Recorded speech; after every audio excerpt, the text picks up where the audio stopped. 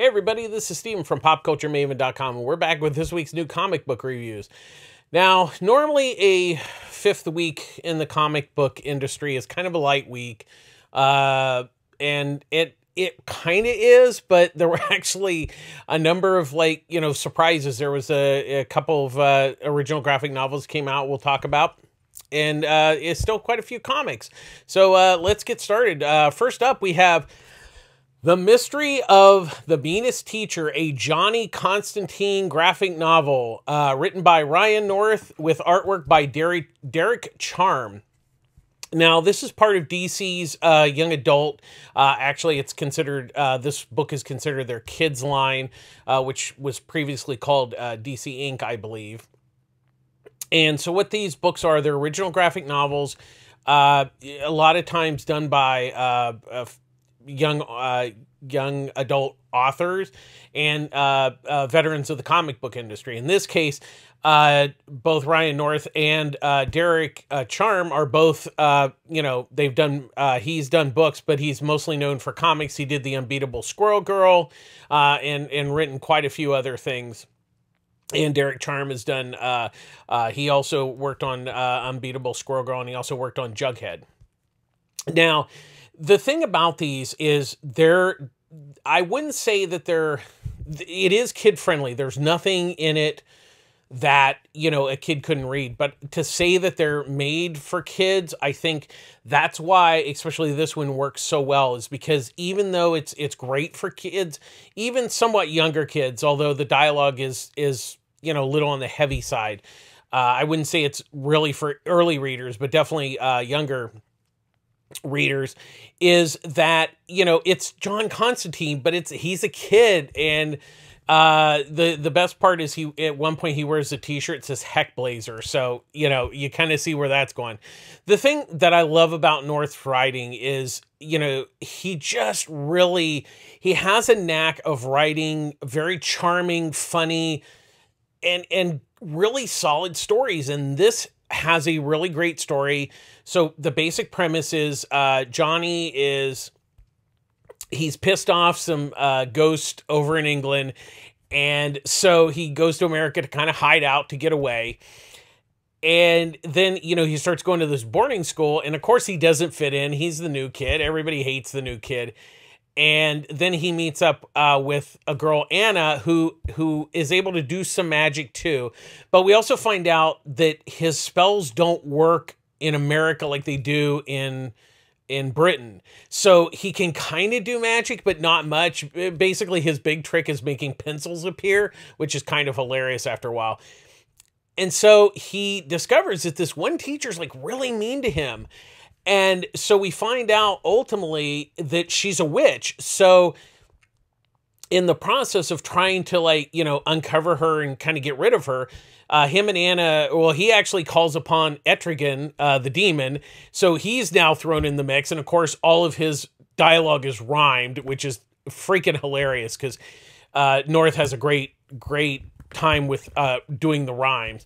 And so, that's the basic premise. And it's just so fun. Honestly, I could not put this book down. It was just such a blast from start to finish that, it's so well paced. And then on top of it, you have a great story. But for this to work so well, you have to have a really good artist to go along with it. And Derek Charm just nails it. He absolutely nails it.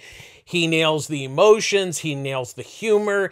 His Etrigan at one point, I'm trying not to be too spoilery, but he goes in disguise and it's the funniest visual thing. It's so simple, but it's hilarious because he totally still looks like the demon, but he's wearing a hat and glasses. Just, oh yeah, that's not him. And, it's really good. There's a great reveal at the end of who Anna is. I think you kind of figured out as going along, but I'm not going to spoil it here. But I absolutely say that not only is it charming, it's just so good. So if you have kids, this is a must-buy book. If you don't have kids, it's still a must-buy book. I love this book to death. This is the big pick of the week. This was absolutely wonderful. So next up we have Chibi Usagi, Attack of the Hibby Chibis. written by Julie and Stan Sakai, with artwork by Julie and Stan Sakai. Now, there had previously been an issue of Usagi Yojimbo that had Chibi Usagi in it, so that's kind of where it started. Julie Sakai, she draws Chibi figures. She's been doing it for years, so of course, you know, it was a matter of time before, you know, that we would get Chibi Usagi.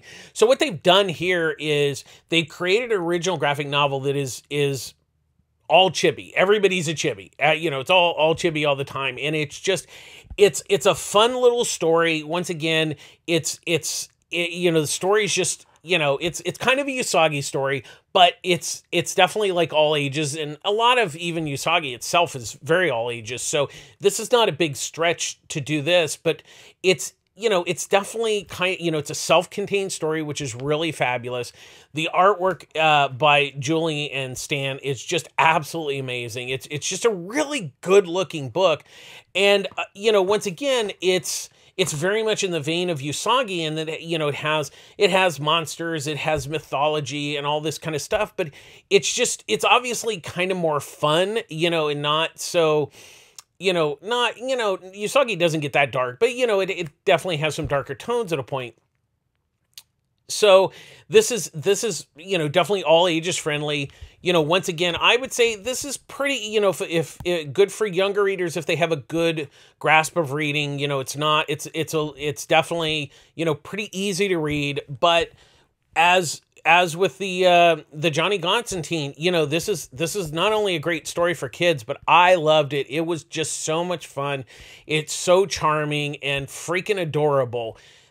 And like I said, the artwork is just absolutely, you know, it's just fabulous. It's just one of those things. I mean, it really has, you know, it has the look of the Chibis that Julie does so well, but it also has that grand, you know, great visual scope that, you know, Stan is known for with Usagi Jimbo.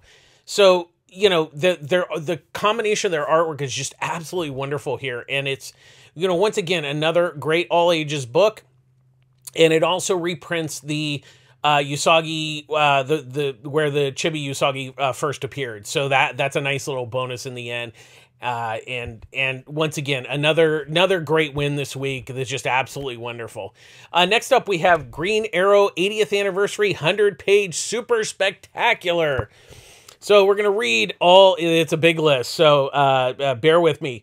So the first story is written by Mariko Tamaki, with artwork by Javier Rodriguez. Then we have Tom Taylor writing, with Nicholas Scott as the artist. Then we have Stephanie Phillips with writing, with Chris Mooneyham as the artist. Then we have Mike Grell writing and drawing. Then we have Ram V writing, with Christopher Mitten as the artist. We have Brandon Thomas writing, with George Corona as the artist. We have Devin Grayson writing, with Max Fumara on the artwork. We have Phil Hester writing and penciling, with Andy Parks inking. Then we have Vida Ilea writing, with Laura Braga as the artist. Then we have Benjamin Percy writing, with Otto Schmidt as the artist. Then we have Jeff Lemire and Andrea Sorrento. Jeff's writing and Andrea's drawing. And then the final story is written by Larry O'Neill with George Fornes as the artist. So, you know, this is, you know, an ongoing thing with when they're, you know, having anniversaries of major DC characters. And, you know, it's nice because Green Arrow has always been a key member in DC Comics, but he's kind of more, you know, of a second stringer. Not that he's a bad character; he's actually a really good character. But he's also kind of one of those that's always been a challenge to get right. I mean, there have been good stories, but to get them right has been, you know, a little bit difficult. Obviously, the most well known is the Denny O'Neil and Neil Adams run on Green Lantern and Green Arrow that really changed, you know, the modern version. And then probably the next biggest, you know, iteration that's most well known is Mike Grell he did the Longbow Hunters, and then he did a regular Green Arrow series. you know, that was really the more modern. Those are the more modern takes. But what's interesting about this is, you know, each story, you know, once again, you always base it, you know, there's X amount of stories and X amount of cover price on this thing. So, you know, you base it. And fortunately, once again, there's all, you know, there wasn't any stories that I did not like. There was some that were really, really good, but none of them were like, at the worst, they were like, okay, that's good. You know, the first one was the Green Arrow fighting, you know, him and Speedy going after an invisible bandit, and it's very much in the vein of kind of like classic, you know, Golden and Silver Age. That one was really good. I really enjoyed that because of you know, kind of the period. That one was the Tamaki and Rodriguez story, which was really good. Then the Taylor and Nicholas Scott was really, really good. It was it had Wildcat, and it was really interesting. It was kind of, you know, teaching, you know, Wildcat's teaching Oliver how to fight, and, you know, because he's used to using a bow and arrow. So, and there's a nice little nod and wink to a very classic arrow being born in that story. Then we have the Stephanie Phillips Moonahan. That's an interesting one because that he gets stuck watching the Watchtower, and it doesn't quite, it's one of those, it's really a fun little story and has a great little ending. The next one is Mike Grell. He's just doing Green Arrow, and he does it so well. And it's really, really nice to see, him back on Green Arrow after, a pretty long absence. And, it's Mike Grell, he's still got it. The one is interesting because that's the Thomas Corona one, where it's it's about him in Black Canary, and it's really, really a wonderful little story, that is just, really good about their relationship. The Devin Grayson Max Fumara is really interesting because it's basically Speedy as Green Arrow, and he's having to rescue some hostages, and he only has one arrow. So the whole story is, basically about him doing it with one arrow, which is absolutely amazing. The next one, I'm sorry, that one, yeah, that was Thomas and Corona. The next one is the Grayson and Fumara, and that's talks about his daughter, and that is really, really a nice little touching story. The Hester Parks one is another good one. It kind of goes through the history. It's more of a mind game story, which is really interesting. Then we have, after that, we have the Ilea Braga, which is another Arrow Canary story, kind of about their relationship. Then we have the Sympathy for the Woods is interesting because it's more of like showing kind of how a lot of the other Green Arrow universe characters, and how it's about a team and a family. That one's really nice. That one was by Percy and Schmidt. Then the next to last story, appropriately titled until, I'll tell you, it's called The Last Green Arrow Story, and it's Jeff Lemire and Adrian Serrano, who did a really wonderful run on Green Arrow. And it really is a wonderful, wonderful story. And it normally that would be the last story, but the actual last story is definitely it's actually very emotional because it's written by Denny O'Neill's son, Larry O'Neill, with art by George Furness, who's been doing the Rorschach series.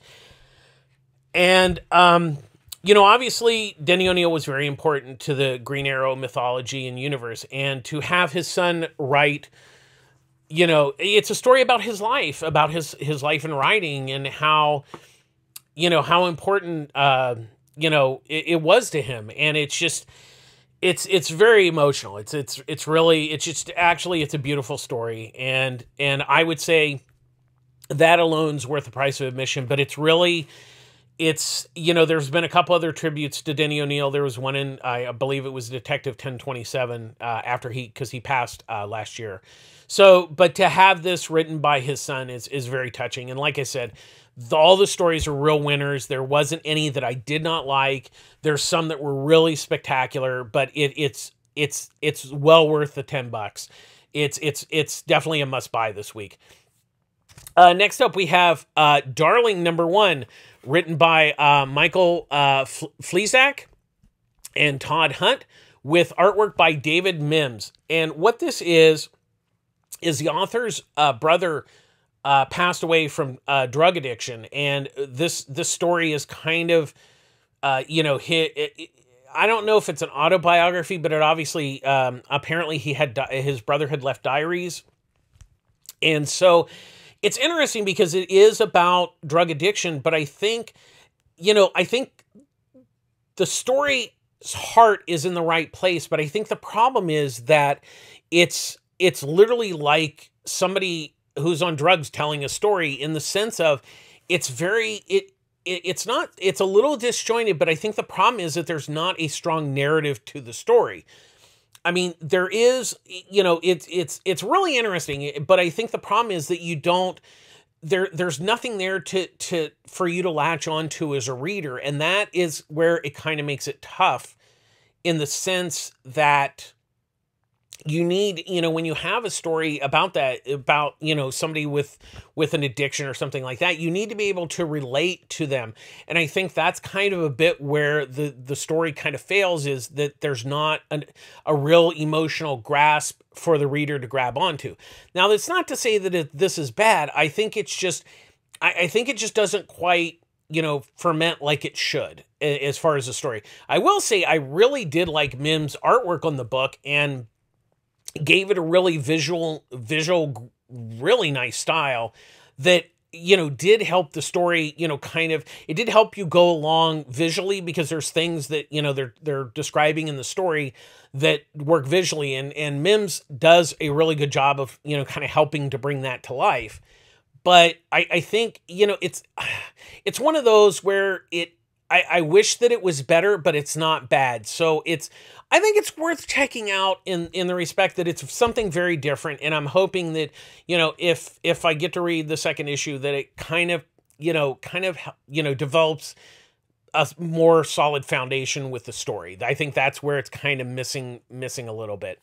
Next up, we have Parasomnia, #1, written by Colin Bunn, with artwork by Andrea Mutai. So, once again, both these guys seem to be, Colin's been writing a ton of books. He's drawing 3 books right now. But the best way to describe this is very much like the Fisher King, in the sense of you have kind of 2 stories. You have like a present story, and then you have something that's in the past. And the question is it real, or is it a dream? The past, because obviously the present it's kind of about a guy who's homeless and everything, but then it cuts to the past, where, there's this, kind of, somewhat mass vigilante, where he's on a quest he's looking for a boy, which mirrors in the present day that this homeless guy notices that there's a, missing person sign. So that's kind of where, that's a basic premise of the story. And I think it actually works pretty well. I actually, Bunn does a really good job, when you have time shifts like this, it's kind of hard, you can really struggle with it. But what I think works well here is obviously the visual differences in the times, the present compared to the past. And that actually, visually kind of gives you, oh, okay, I'm in this part of the story. So you don't get lost at all. And that's where Mutai's artwork really comes in, because he's a really wonderful artist, and I've really enjoyed his work, but this is really top-notch stuff here. And honestly, I really love, the present stuff's great, but the past stuff is just absolutely gorgeous.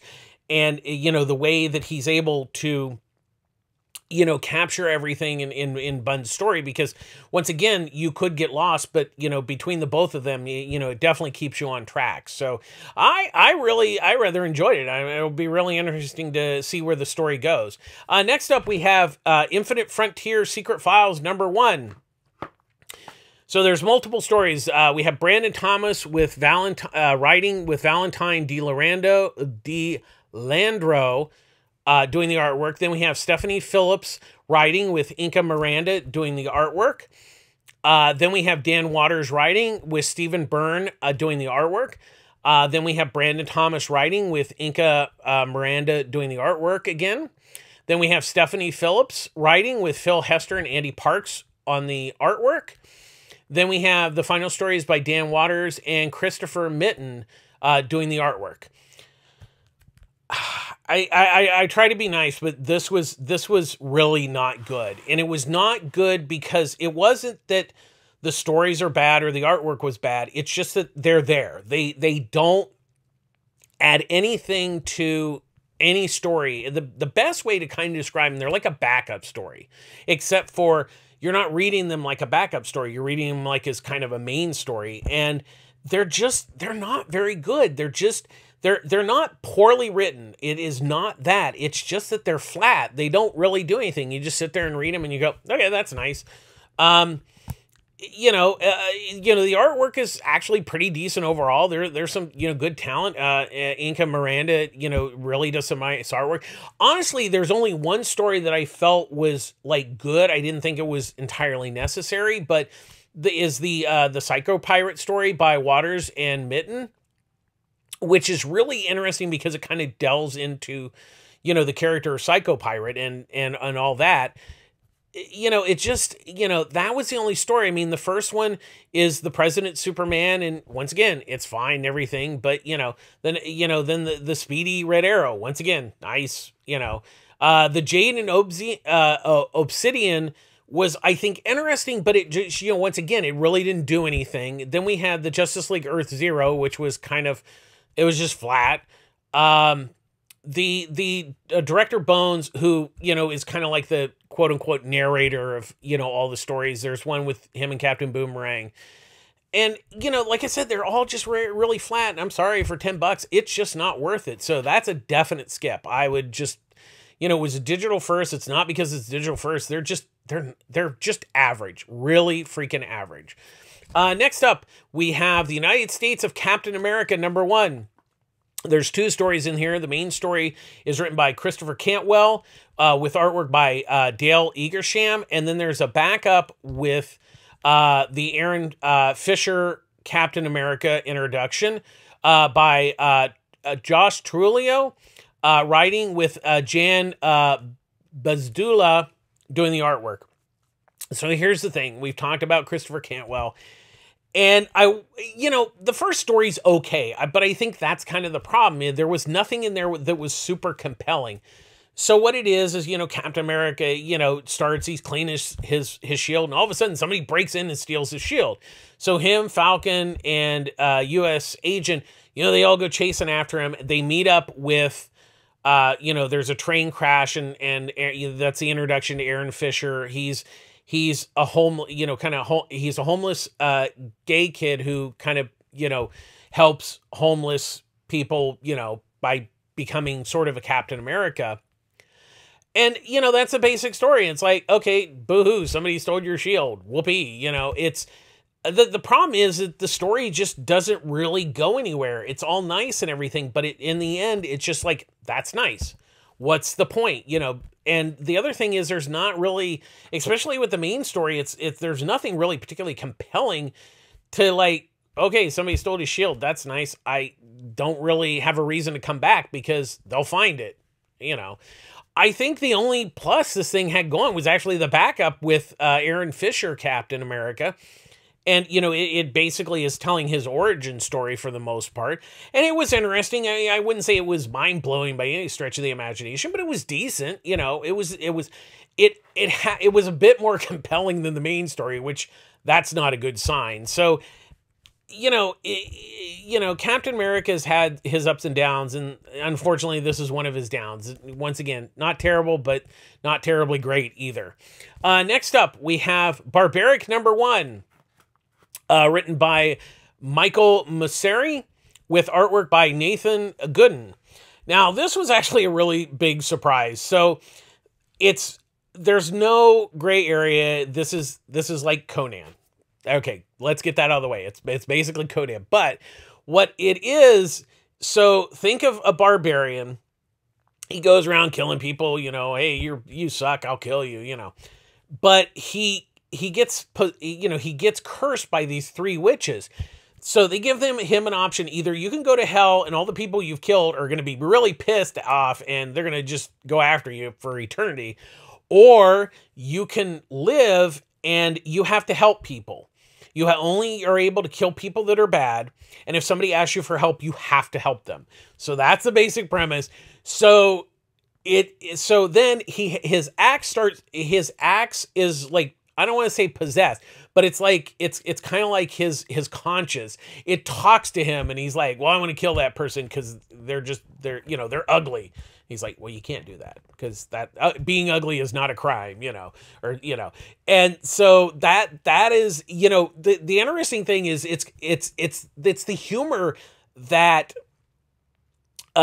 Morrissey brings to the story that actually really adds a really fun charm to it. I mean, there's definitely the blood and, like at one point, these monsters come out of the ground. The axe is like, all right, let's get our blood on. And just, they start lopping heads off and everything.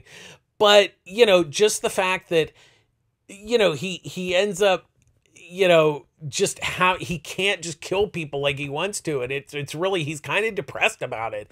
And it was really fun. It was a big surprise. And you don't get too many surprises, in comics today, and it was really, really a lot of fun, the story. Gooden's artwork is really, really nice. I really have to say, this is a Vault title, and Vault, their quality used to be, really up and down. But I have to say, not only with this story, the story is really good, but Gooden's artwork is really, really good here. He has a great grasp of not only the big action scenes, which is, all great and everything, when the axe is flying and heads are being lopped off, but it's even the, like when he's sitting in the bar, just like, when he's depressed that he can't kill people because they haven't done anything, he's able to really capture that subtle thing. And not only, the Barbarian, but, like in the axe, once again, it has emotions, and that's a really good testament to like a really strong artwork, and I really think it's worth checking out. It was really a fun book. I really enjoyed it. Next up, we have Rafael Garcia, Henchman #1, written by Peter Moretta and Dave Schrader, with artwork by Ben Hara. Now, this is kind of interesting because Peter he's written he's done a lot of screenplays, he's done a lot of television and stuff like that. And I think where, sometimes, people who don't write comics on a regular basis struggle with is, how you need to pay something for a comic. Now, there's some really interesting ideas here in the book. So basically, Rafael Garcia's, he's a henchman. He's kind of working for, this bad guy. And then he ends up losing his job because, the job went south and the plane blew up. And so everybody died except for him and two of his other buddies. And so they're trying to they're trying to, he wants to get another job, but he wants to kind of be like a manager henchman. And so that's the basic premise here. But I think where I kind of struggled a bit with this first issue is that, I'll give Moretta and Schrader, they do a good job of actually developing the character. I think where the problem is that it kind of drones on a little bit, where it's a catch-22 thing. It's that exposition problem where you're trying to introduce, all these things, you're trying to develop the characters, which is good, but then sometimes that can actually leave the overall story kind of dry, and that's where this kind of, I wouldn't say that it fails, but where it struggles a bit, because, you're reading this and, okay, I'm getting to know them and everything, but, not a lot's actually happening, where the momentum of this first issue, it doesn't really go forward as well as it should, and I think that's where I kind of struggled with the story on this. Ben Hara's artwork is good. I think where I struggled a little bit was it kind of has a flatness to it. So I don't know, if it's possible maybe he did it digitally. I don't know if it's the artwork or the coloring, where it's kind of like it's got some decent artwork. There's he does a good job with, you know, the emotions and stuff like that, but there's times where it just kind of has a real flatness to it that it just doesn't, it just doesn't leap off the page like I feel that it should. Decent looking, you know, and you know, as with a lot of, you know, newer artists in comics, you know, he hopefully he'll get better over time. It looks good. I just struggled a little bit with kind of a flatness at time. I think it's interesting. It's one of those where I don't know that I can necessarily recommend it, but I wasn't like, it's not bad. I think it's going to take a second issue to kind of see how they, you know, they've developed all this stuff. We've gotten a lot of the exposition out of the way. Where are you going to go with the story? Because, you know, there's story elements, but don't think they were particularly propelled well in this first issue. So that's kind of where it is. Next up, we have Daredevil 31, written by Chip Zdarsky, with artwork by Mike Hawthorne and Adriano Di Benedetto. Now, I've actually been enjoying Daredevil. You know, he's in jail. Elektra's, now Daredevil in Hell's Kitchen. But this issue was kind of a mess because, you know, Zdarsky had like, you know, 4 different storylines going on. And the problem was that there's kind of 4 major storylines going on. And, you know, there wasn't enough. I think he overextended those stories in this one issue where there's just, you know, there's a lot of spinning plates and you're like, okay, I'm getting to this story. And then it jumps to like that story and you're like, okay. And then it jumps to another story. And this issue's writing the story was just really disjointed and, you know, not that it was bad. It's just like you're setting things up, but it would be like setting too many things up in too short of a period of time. That's where I kind of struggle with the story in this issue. You know, it just kind of left me a little cold where I felt like you had all this stuff, but nothing really kind of happens because there's, you know, too many spinning plates. Hawthorne and Di Benedetto's artwork is actually really nice. The regular artist probably is, you know, probably catching up this issue. They do a nice job and they do their best, but you know, this issue really struggled with the story. You know, once again, the artwork's nice, but the story just kind of left me really cold this issue. Next up, we have Made in Korea #2, written by Jeremy Holt with artwork by George Shaw. Now, I really enjoyed the first issue of this book, and the second issue, you know, it really improves on the first issue. The best way to kind of describe it's like AI, where this couple gets this girl who's a robot, and you know, so now they're actually, you know, teaching her and everything. And so what it is, she's devouring books left and right, and her mom works at a library, and she basically reads all the books. So then the girl asks that she wants to go to school because she wants to kind of be normal and fit in. So we have that. And then the guy who ended up creating her and sending her over there, he gets fired from his job. So he goes and he's trying to get the girl back. So there's that subplot going on. And I don't really want to give it away, but towards the end of this issue, she gets mixed up with some boys from school. And shall we say, this will definitely change you know, what could happen in the story. That I'd say it's a pretty shocking ending, but like a natural progression of her wanting to learn. You know, I don't want to give anything away.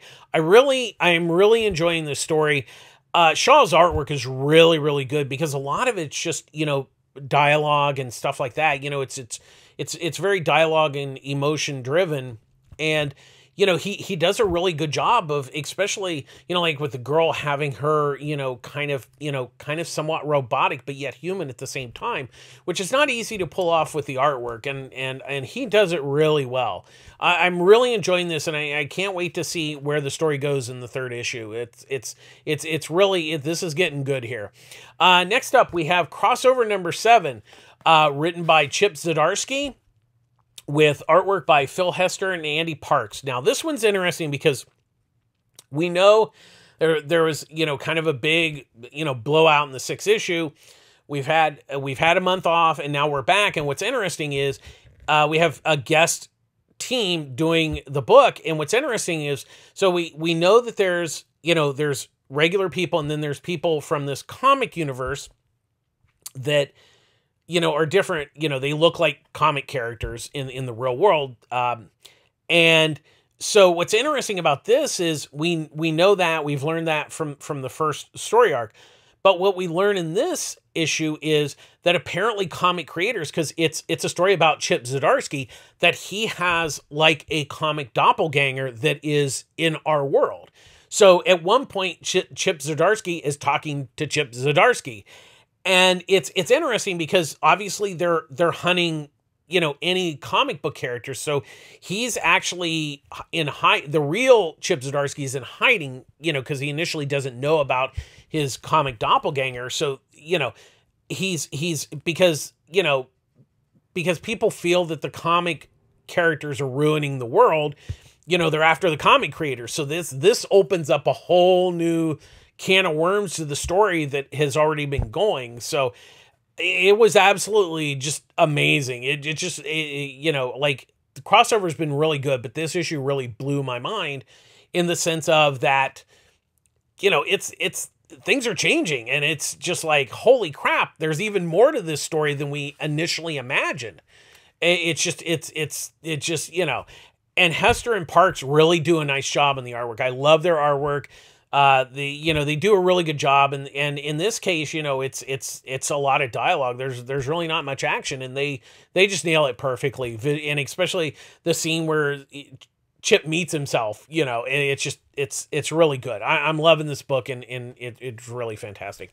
Next up, we have Beta Ray Bill #4, written and drawn by Daniel Warren Johnson. Once again, it's really simple. Shut up and take my money, because Daniel Warren Johnson's a freaking genius. He's amazing. I love Beta Ray Bill. So having them two together is it's like an Oreo cookie. It's just the best thing you've ever had. They've basically made it to hell. They've gotten through, but now they're basically captured by this like squid thing that is sucking their memories and basically trying, I don't know that it's trying to kill them. It's just trying to stop them. And so they're caught in like a dream state where this creature's creating memories from them and basically kind of messing them up. And so Beta Ray Bill and the ship have to the ship has figured out what's going on. So basically they have to stop this creature from killing them so they can still get to hell and get the sword, which is where they get to at the end of this issue. But guess what? They have, Beta Ray Bill is going to have to earn the sword, and it's a really big, like, devil or whatever, and it's just, his artwork's amazing. The story is just fabulous. It's just, this book is so much fun. If you're not reading it, shame on you. That's all I have to say. His Daniel Warren Johnson just knocks it out of the park with everything he seems to do. His stories are great. The artwork's just absolutely stunning, and I just love it to death. Next up, we have Red Room #2, written and drawn by Ed Piskor. Probably continues to be one of the most demented comics almost ever made. And once again, I'll say with the warning, this is extremely violent and gory. But, as I said with my review of the first issue, it's interesting because, that's obviously, more of like the obvious thing. But I think what's interesting is it's the story of this dark web that, the people that are caught up in this dark web, because, once again, I mean, they're killing people. And so the question is, where do they get these, and who are kind of these people behind it? And in this issue, because each issue is kind of a standalone story, we find out that there's this doctor who's been kidnapped, and so they're threatening his family if he doesn't do what they say. So it's really about different things beyond obviously the gore and the killing on the dark web. That it's about morals and things like that. And I think, when you read it, when you actually sit down and read it, that, when you kind of get past the shock, value of the premise, that you kind of see, like, once again, like this doctor, like, it's messed up, but you know, it's the book is really a lot about gray areas, and that, you know, once again, if you really sit down and digest it, that's what Ed is really talking about here with, you know, the gray areas of like the human, you know, condition. It's not pretty. There's no gray area. But I will say, you know, whether you like it or not, his artwork is it's amazing. It's disgusting, but amazing. It's definitely very EC influenced, which is really rare today. But it's in a lot of ways, it's a visually stunning story.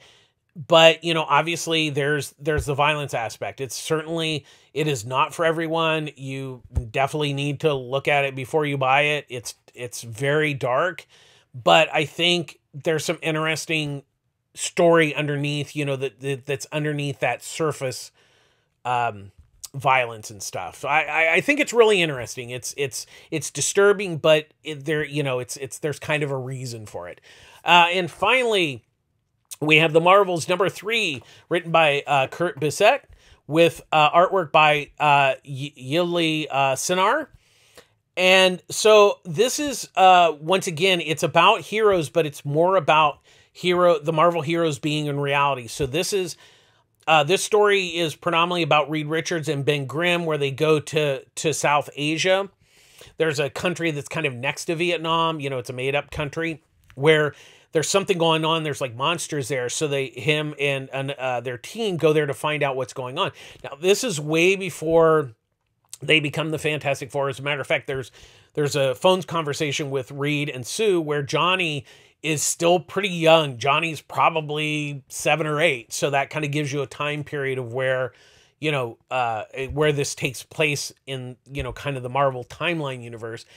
And it's interesting because so they get to the country and they find out that there's kind of like this, you know, mad villain scientist. He's creating monsters because there's like this pit of black stuff, and they throw animals and then they turn into monsters. So, you know, part of it is they're there to find out what this, you know, stuff is. Why is it creating monsters and all, you know, so that's a basic premise of this issue. It's once again, it's interesting because you're dipping into timeline. It's kind of like the Mark Russell Fantastic Four life story, but in a different way. But it's like Marvel's, where you're kind of, in this case, it's not about people, you know, you know, like normal people looking at the superhero world through, you know, their eyes. This is more of like seeing the Marvel universe through normal eyes, where it's not basically superheroes. You know, it's, you know, once again, it's the Fantastic, you know, Four before they're Fantastic Four.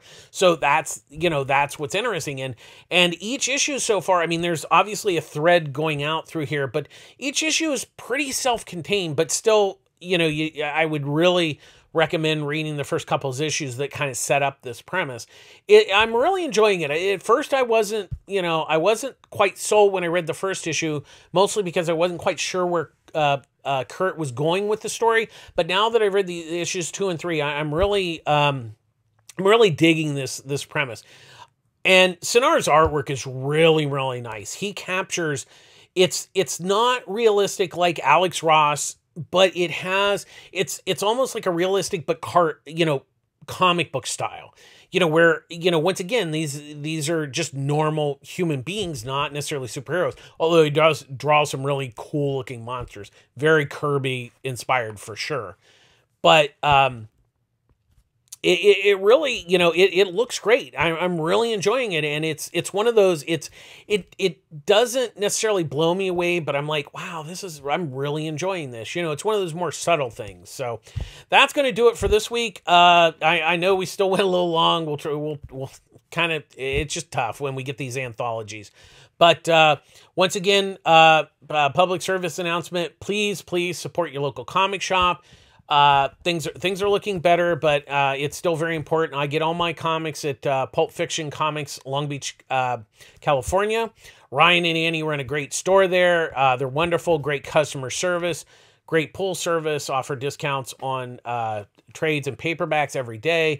They also have a sister store, Pulp Fiction Culver City, run by Chris and her team. Another great LA store to go to if you're more in the Culver City area. But once again, please, please, please get vaccinated. Please be careful out there. I would say at this point, just get vaccinated. I'm still wearing my mask. I'm fully vaccinated, still trying, still social distancing.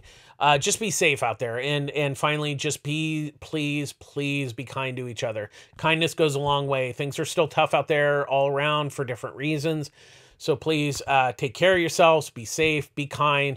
And that'll wrap it up for this week. Take care of yourselves. We'll see you next week. Bye.